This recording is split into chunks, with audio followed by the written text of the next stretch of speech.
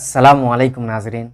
उम्मीद करता हूँ कि आप सब खैरियत से होंगे और मैं तहे दिल से आपका इस्तक़बाल करता हूँ अपने चैनल पे। मेरे भाइयों, आज मैं फिर से हाज़िर हुआ हूँ आपकी खिदमत में एक नया अमल लेके।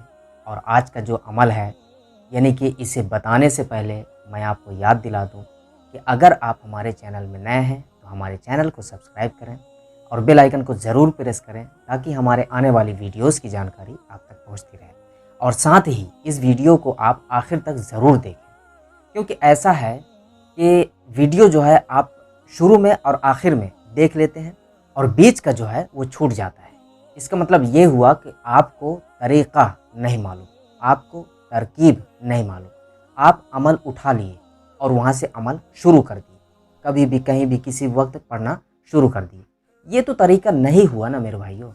अमल से ज़्यादा ज़रूरी ये चीज़ होती है कि अमल की तरकीब, अमल का तरीक़ा, कि हम जो अमल कर रहे हैं इसका तरीक़ा क्या है, हम जो अमल कर रहे हैं किस वक्त करना है, किस टाइम करना है, कब करना है, कौन से दिन में करना है, कौन से महीने में करना है, ये जानना बहुत ही ज़्यादा ज़रूरी है हर अमाल के लिए, चाहे वो कोई भी अमल हो। हाँ, कुछ ऐसे अमाल भी होते हैं जो है एक वक्त पे मबनी नहीं होते हैं, कभी भी कहीं भी किसी वक्त पढ़ सकते हैं, लेकिन उसे जो है हम क्या बोलेंगे, वज़ाइफ बोलेंगे, उसे अमाल नहीं बोलेंगे, वो अमाल नहीं हुए। और आज का जो हम बताने वाले हैं, जो टॉपिक है हमारा, वो है रिज़्क। और रिज़्क के मुतालिक तावीज़ात हम दे चुके, अमाल हम दे चुके, वज़ाइफ हम दे चुके। लेकिन आज जो है हम इस वीडियो में बताने जा रहे हैं वो क्या है, वो एक नमाज है।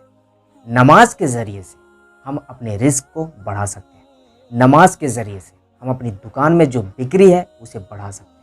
नमाज के ज़रिए से हम जो दुकान में जो ग्राहक आते हैं उसे हम ज़्यादा कर सकते हैं। यानी कि ग्राहक में मिसाल के तौर पर बता दूं कि दिन भर में अगर 100 ग्राहक आते हैं और इस अमल के बिना पे, यानी कि इस नमाज के बाद, इस नमाज की बरकत से आप देखेंगे कि 100 की जगह 200 हो गए, 200 की जगह 400 हो गए, 400 की जगह 800 हो गए। मेरे भाइयों, क्योंकि इस अमल को आजमाया जा चुका है, इस अमल को, इस नमाज को कई बार बताया जा चुका है, कई लोगों में शेयर कर चुके हैं हम। और वहाँ से जब हम रिज़ल्ट लेते हैं तो इसका मतलब ये होता है, पता ये चलता है कि ये एक नमाज तीर पादप है, ये एक नमाज बाकमाल अमल है, बाकमाल नमाज है। बस ये है कि इस नमाज में मेरे भाइयों बहुत ही ज़्यादा तकलीफ़ होती है, बहुत ही ज़्यादा। एक आम इंसान जो मिसाल के तौर पे 16 साल का लड़का है, 20 साल का लड़का है, नौजवान है, थोड़ा सा वो नहीं कर पाएगा। मैं ये कह सकता हूँ कि शायद ना कर पाए, ऐसा नहीं है कि वो नहीं कर सकता, ऐसा नहीं, शायद वो ना कर पाए ये कह सकता हूँ। लेकिन ऐसा है कि अगर वो करना चाहे, अगर वो हिम्मत करना चाहे तो वो ज़रूर कर सकता है। और देखेंगे कि अपने अमल में ला रहा है, वो इस नमाज को पढ़ रहा है, वो उसके बाद उसके जो काम है वो सब आसान हो जाएंगे, उसकी जो मुश्किलात हैं वो सब दूर हो जाएंगे, उसके ऊपर जो मुसीबतें हैं वो ख़त्म हो जाएंगी। तमाम की तमाम चीज़ें, जो मसाइल उसकी ज़िंदगी में बिल्कुल पड़े हुए हैं, वो सब के सब हल हो जाएंगे, कोई भी मसला हो, कोई भी मसला। लेकिन ज़्यादातर हम देखते हैं कि ये जो नमाज़ पढ़ी जाती है वो रिज़्क के मुतालिक ही पढ़ी जाती है। अब इसकी जो नमाज है ये मुश्किल क्यों है? क्योंकि मेरे भाइयों, इस नमाज को आपको पढ़ना है सजदे में। ये जो मैं बताने वाला हूँ आपको, ये सजदे में पढ़ना है। नमाज बिल्कुल वैसे ही, बस सेम नमाज जैसे आप इशा में पढ़ते हैं, जैसे आप फजर में पढ़ते हैं, जैसे आप जो है ज़ोहर में, असर में, मगरिब में किसी वक्त जब आप पढ़ते हैं, उसी तरह की नमाज है आपको। बस इसे हल्के से थोड़ी सी फ़र्क है, बस हो गया। अब आ जाते हैं हम अपने नमाज की तरफ। इशा के बाद इसके लिए कोई भी महीना मुकर्रर नहीं है, इसके लिए कोई दिन मुकर्रर नहीं है, इसके लिए कोई वक्त मुकर्रर नहीं है। हमें जो है इशा के बाद ही इस अमल को करना है।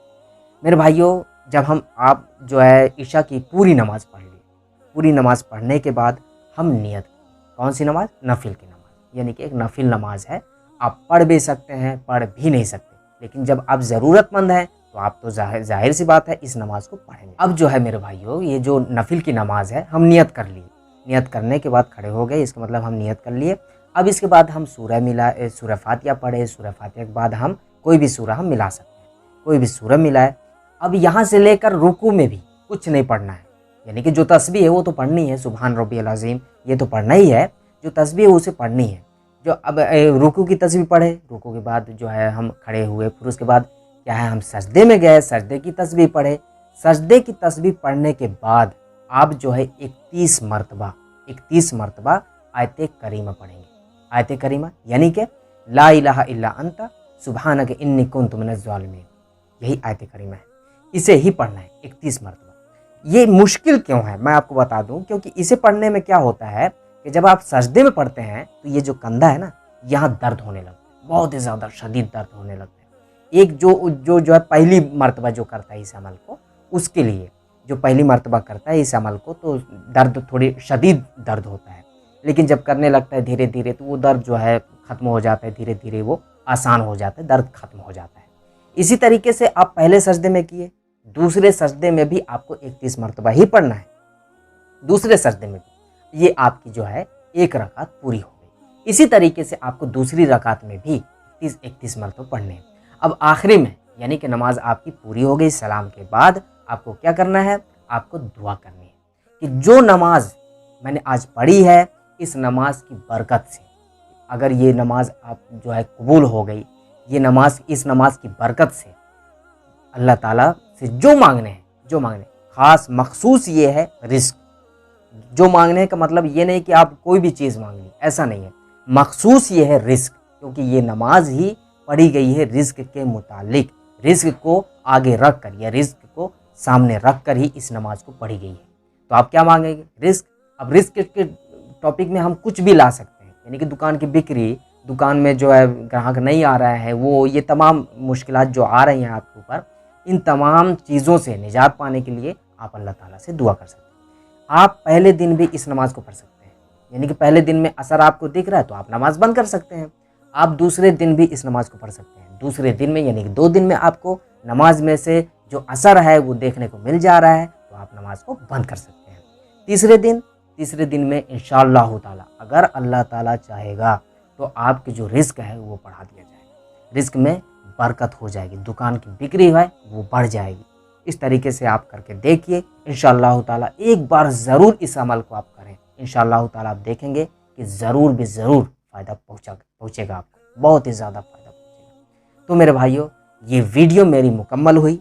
अब मिलते हैं अगली वीडियो में, किसी और टॉपिक पे हम बात करेंगे। तब तक के लिए दुआ की दरख्वास्त के साथ अल्लाह।